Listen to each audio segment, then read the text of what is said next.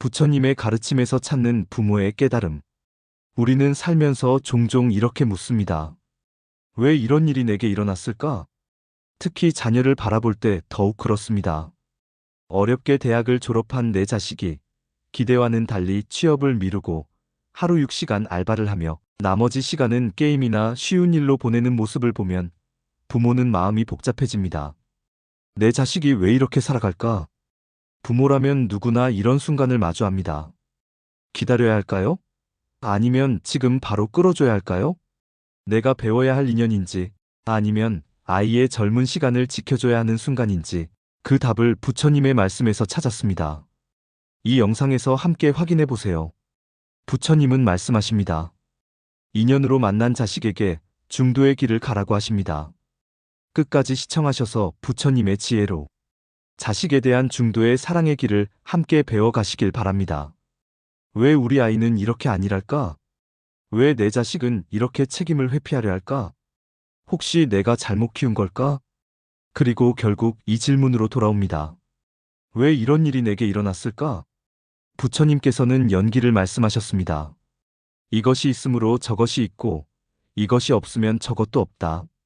내가 지금 이 아이의 부모로 살아가는 일도, 그 아이가 나의 자식으로 살아가는 일도 결코 우연이 아닙니다. 이 인연은 오랜 세월, 수많은 생을 넘어 맺어진 깊은 연의 한 조각입니다. 부처님의 가르침 인연의 깊은 뿌리. 자바함경에서 부처님께서는 이렇게 말씀하셨습니다. 사람은 전생에 심은 업에 따라 부모를 만나고, 자식을 만나며, 친구를 만나고, 원수를 만난다. 자식이 내 기대와 다르게 살아가고 있다면, 혹시 이것은 과거 생에서 내가 풀지 못한 과제는 아닐까요? 혹은 자식이 내게 보여주기 위해 이 삶에 온 스승은 아닐까요? 불교에서는 4가지 인연으로 부모 자식이 맺어진다고 합니다. 혹시 내 자식이 이렇게 살아도 괜찮다, 부지런하지 않아도 괜찮다, 실패해도 괜찮다는 것을 내게 가르쳐주러 온 스승은 아닐까요? 혹은 내 자식이 내 조급함과 비교심을 내려놓게 하려는 전생의 원력을 가진 존재는 아닐까요? 자식이라는 거울. 부처님은 우리 삶에서 가장 날카로운 스승은 바로 가장 가까운 사람이라고 하셨습니다. 내 자식의 태도는 어쩌면 내 내면의 그늘을 비추는 거울일지도 모릅니다. 내가 성공을 향해 달려가며 무의식 중에 내게 채찍질했던 시간들, 내가 노력해야 사랑받는다고 믿어왔던 고정관념, 내가 가만히 있으면 뒤처진다고 불안해했던 마음, 어쩌면 이 자식은 노력하지 않아도 사랑받아야 한다. 가만히 있어도 존중받아야 한다. 천천히 가도 괜찮다. 이 말을 부모에게 가르쳐주러 온 전생의 인연인지도 모릅니다. 부모의 기대를 내려놓는 연습. 법구경에서는 이렇게 말합니다. 자신을 잘 다스리는 것이 진정한 승리이다. 자식이 취업을 하지 않고 가볍게 살아가려는 모습을 볼 때 부모는 이 아이가 잘못될까봐 두려움을 느낍니다. 그러나 그 두려움의 뿌리는 내 기대에 갇힌 내 마음의 괴로움일 수 있습니다. 내가 정말 자식을 위해 바라는 것은 좋은 직장, 높은 연봉이 아니라 이 아이가 삶을 주체적으로 살아가길 바라는 마음 아닐까요? 지금 자식이 아니래 보일지라도 그 역시 자기 삶을 찾는 과정일 수 있습니다. 부처님께서는 말씀하셨습니다. 남을 바꾸려 하지 말고 자기 마음을 바꾸어라. 남을 고치려 하지 말고 자기 내면을 비추어라. 자식의 길을 바꾸려 하기보다 내 마음을 비추어 보세요. 혹시 내 안에 자식이 내 만족을 채워주어야 한다는 집착이 있지는 않았는지. 전생의 업을 바라보는 또 다른 시선.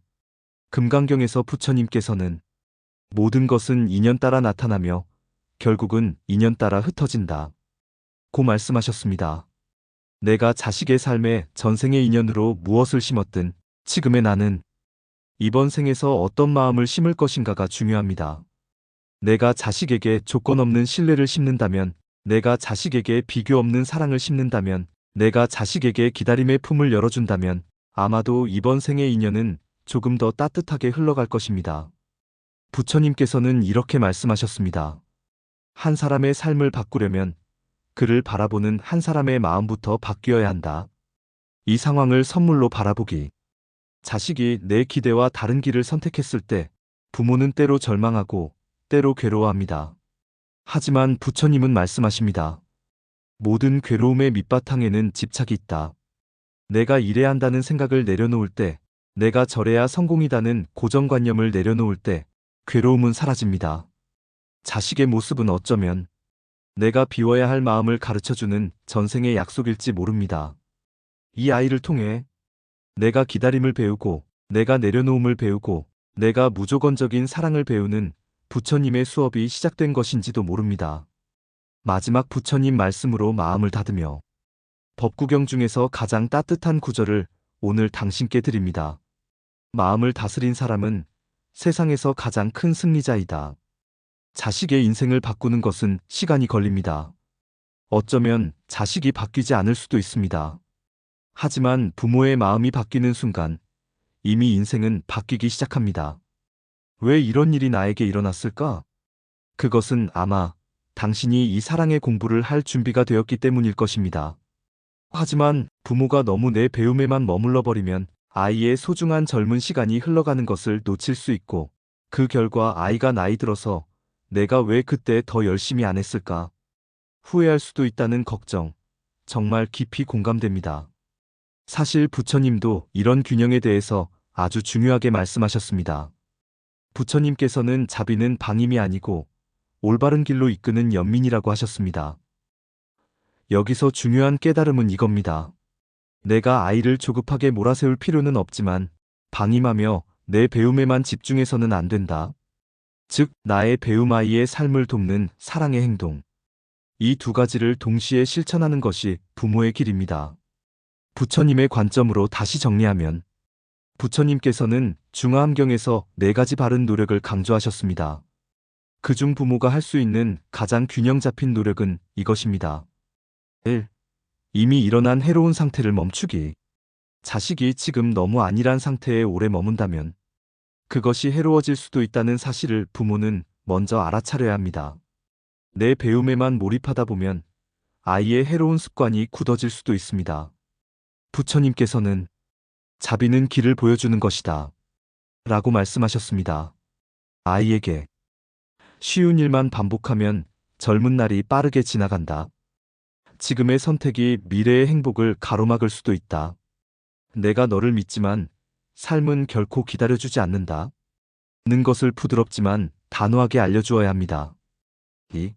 지금 일어나지 않은 해로운 상태를 예방하기. 지금은 게임을 하고 쉬운 일만 찾고 있지만 부모가 적절한 조언과 현실적인 경계 설정을 통해 더 깊은 방황으로 가는 길은 미리 막아줄 수 있습니다. 부처님은 바른 말을 강조하셨습니다. 아이를 비난하지 않고 아이를 공격하지 않으면서 진심으로 현실을 일깨워주는 대화법이 필요합니다. 예를 들면 이렇게 말할 수 있습니다. 네가 지금 여유를 갖는 건 이해해. 그런데 이 시간이 영원하진 않아. 아빠 엄마는 네가 후회 없는 선택을 하길 바란다. 내 인생은 너의 것이지만 나는 네가 더 멀리 갈 수 있다고 믿어. 이 말은 부담을 주지 않으면서도 부모가 아이를 책임감 있게 지켜보고 있다는 것을 전달합니다. 3. 이미 일어난 좋은 상태를 지켜주기. 아이가 지금 아르바이트를 하고 있다는 것은 작은 책임감을 지니고 있다는 증거입니다. 이 부분은 충분히 인정해 주어야 합니다. 그래도 네가 스스로 일하는 건 참 잘하고 있는 거야.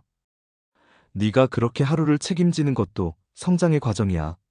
작은 성취를 칭찬해 줄 때 아이도 조금씩 더 자기 힘을 믿게 됩니다. 4. 아직 일어나지 않은 좋은 상태를 일으키기. 아직 아이의 도전하는 마음은 자라지 않았지만 부모가 옆에서 작은 목표를 함께 세워주면 그 마음을 일으킬 수 있습니다.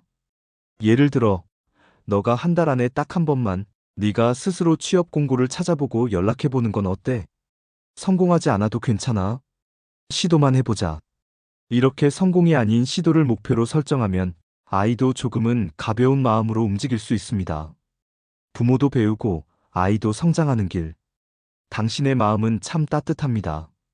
내가 배우는 것만으로 만족하지 않으려는 당신의 사랑은 이미 부처님의 지혜로운 부모의 길을 걷고 있는 것입니다. 나는 내 마음을 다스리며 배우고 아이는 그의 인생을 살아가도록 돕는 것. 이 두 가지를 함께 가져가는 것이 부처님께서 말씀하신 중도 치우치지 않는 길입니다. 부처님께서 이렇게 말씀하셨습니다. 때로는 강처럼 유연하고 때로는 산처럼 단단하라. 자식의 인생을 바라보는 당신의 마음도 이 강과 산 사이에서 자연스럽게 흘러가기를 바랍니다. 부모의 조화로운 마음이 자식의 길을 밝힌다. 부처님께서는 이렇게 말씀하셨습니다. 마음을 다스리는 자는 세상을 다스린다. 부모가 너무 조급하게 몰아붙이면 아이의 마음은 다치고 거리를 둡니다. 반대로 부모가 너무 내려놓고 기다리기만 하면 아이의 젊은 시간은 무의미하게 흘러가 버릴 수도 있습니다. 가장 중요한 것은 균형입니다. 부처님께서 강조하신 중도의 길. 나의 배움과 아이의 미래를 동시에 바라보는 것. 내 마음을 비우되 아이에게 필요한 때는 단호하게 손을 잡아주는 것. 이것이 자비롭고 지혜로운 부모의 길입니다. 이 상황은 왜 내게 일어났을까? 마지막 깨달음. 아마도 부처님께서 당신께 이런 질문을 건네고 계실지도 모릅니다. 너는 이 아이를 통해 무엇을 배우겠는가? 그리고 이 아이에게 어떤 길을 열어주겠는가? 이 질문이 답은 내 마음을 비추는 깨달음, 아이를 돕는 구체적 행동. 이 두 가지 모두가 되어야 합니다. 결국 내가 배우고 아이도 성장하는 두 사람이 함께 행복해지는 길이 부처님께서 부모에게 주신 연기의 가르침입니다. 이 길에서 당신의 지혜와 자비가 아이의 미래를 밝히는 등불이 되기를 진심으로 바랍니다. 자식을 바라보는 일은 때로 참을성의 시험이고 내려놓음의 연습입니다. 그러나 부처님은 우리에게 이렇게 말씀하셨습니다. 진정한 자비는 올바른 길로 이끄는 사랑이다. 기다림만이 답은 아닙니다. 내 배움에 머무르지도 말아야 합니다. 부모가 자기 마음을 비추며 아이를 지혜롭게 이끄는 것. 그것이 부처님께서 가르치신 중도의 길입니다. 오늘 이 이야기가 마음에 닿으셨다면 구독과 좋아요, 알림 설정 부탁드립니다. 당신의 관세음보살 댓글도 기다립니다. 함께 배우고 함께 성장하는 이 귀한 인연 계속 이어가겠습니다.